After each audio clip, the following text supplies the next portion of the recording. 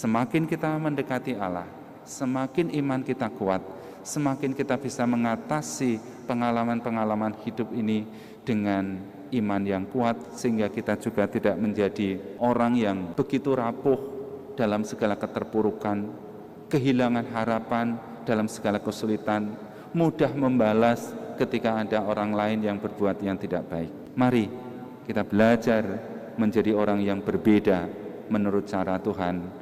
Segala ujung bumi telah melihat keselamatan yang datang dari Allah kita. Dalam nama Bapa dan Putra dan Roh Kudus. Amin. Kasih karunia dan damai sejahtera dari Allah Bapa dan dari Tuhan kita Yesus Kristus beserta hamu dan sertamu juga. Romo, Ibu Bapak, saudara-saudari yang terkasih dalam Kristus, selamat malam berkah dalem. Bersama-sama kita pada saat ini mengambil bagian dalam Ekaristi ini.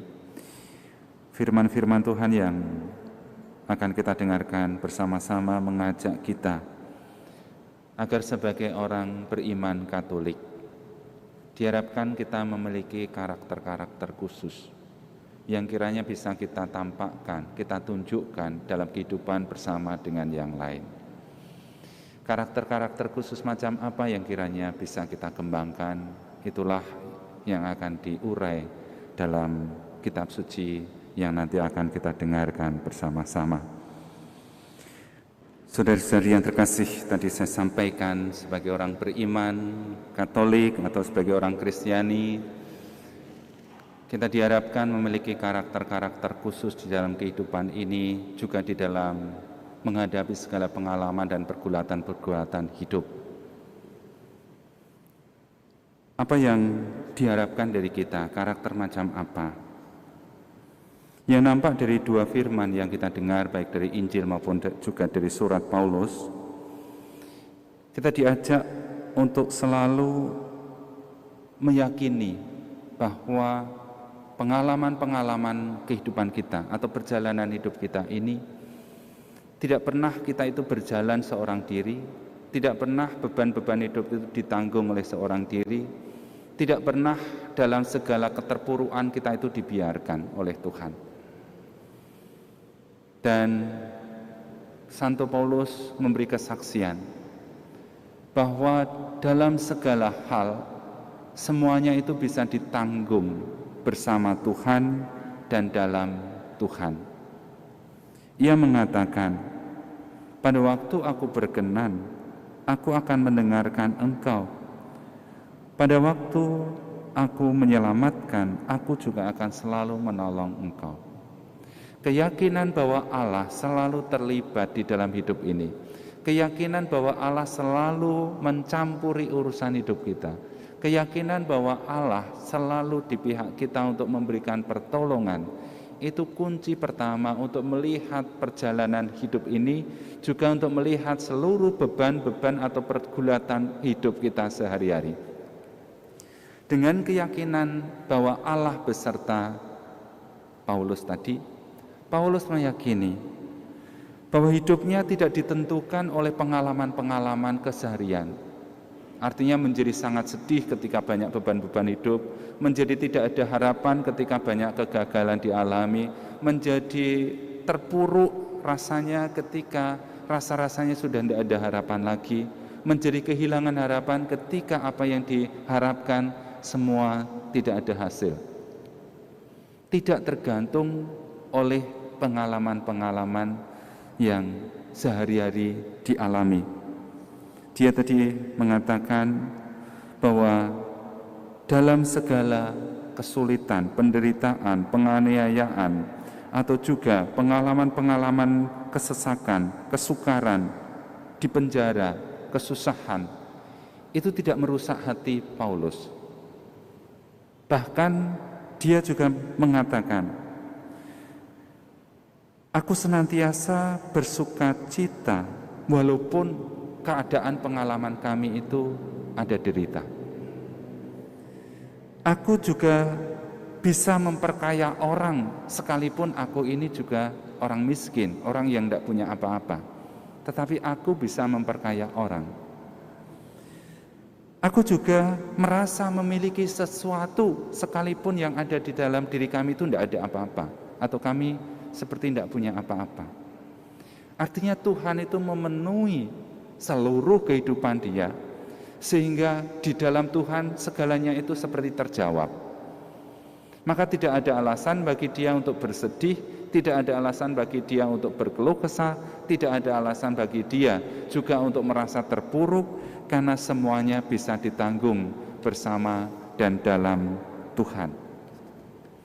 Dan itu pula yang ia katakan pula, dia tetap memiliki akal sehat, sekalipun kadang-kadang hidupnya itu tidak selalu menunjukkan kondisi hidup yang baik, boleh dikatakan kalau dalam Injil tadi.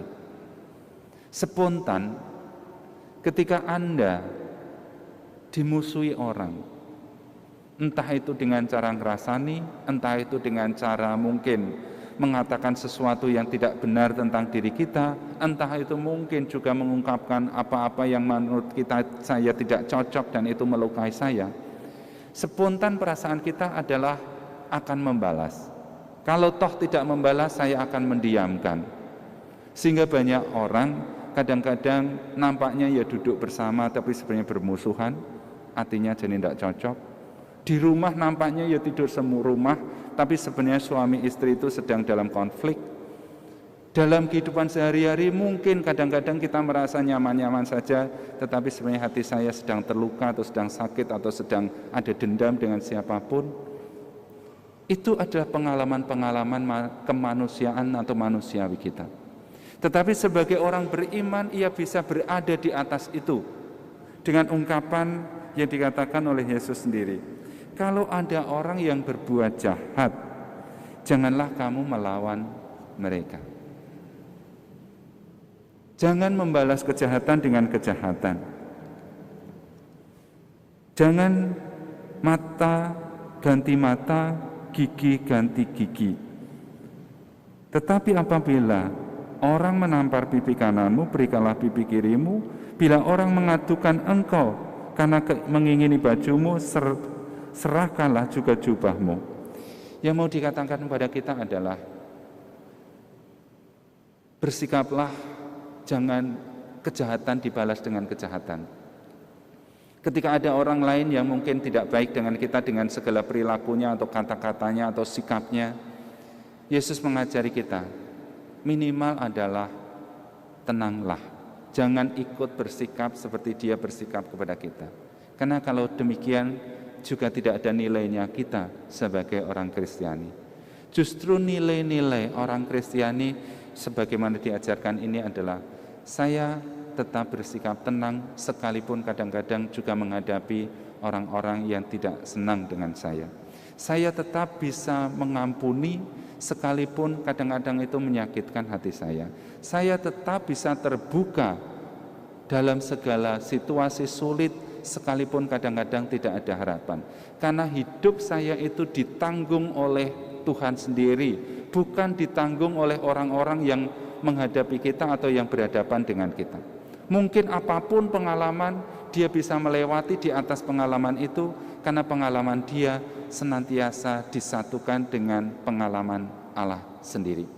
Semakin kita mendekati Allah, semakin iman kita kuat, semakin kita bisa mengatasi pengalaman-pengalaman hidup ini dengan iman yang kuat, sehingga kita juga tidak menjadi orang yang begitu rapuh dalam segala keterpurukan, kehilangan harapan dalam segala kesulitan, mudah membalas ketika ada orang lain yang berbuat yang tidak baik. Mari kita belajar menjadi orang yang berbeda menurut cara Tuhan mengajarkan hidup kepada kita masing-masing. Pengalaman-pengalaman berat mari kita tanggungkan di hadapan Tuhan, karena Tuhan juga akan memberikan makna setiap pengalaman suka duka yang kita alami setiap hari. Tuhan bukan hanya beserta kita, tapi juga akan membantu setiap pergulatan kehidupan kita. Terima kasih atas kebersamaan kita di dalam Ekaristi ini. Juga terima kasih pada Lektor, pada Komsos Romo Didik. Sekarang mari bersama-sama kita siapkan diri untuk menerima berkat Tuhan.